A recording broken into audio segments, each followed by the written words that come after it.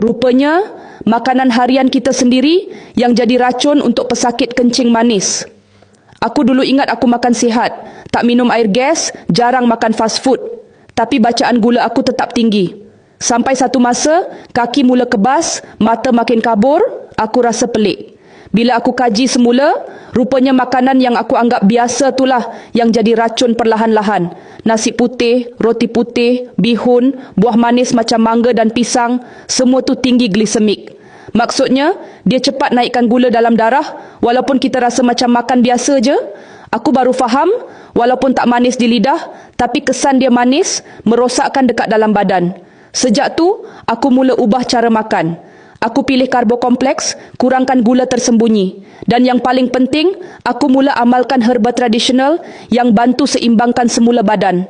Aku pilih herba yang memang dah lama orang guna, tapi orang sekarang ramai tak tahu. Aku mula dengan tebu gajah, bantu aktifkan insulin semula jadi dan kawal paras gula. Aku tambah mas cotek sebab dia bantu lancarkan peredaran darah dan kuatkan sistem saraf.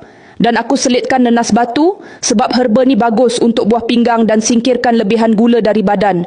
Bila semua ni digabungkan, baru aku nampak perubahan yang jelas. Bacaan gula makin stabil, rasa letih berkurang, kebas kaki makin hilang, badan rasa ringan.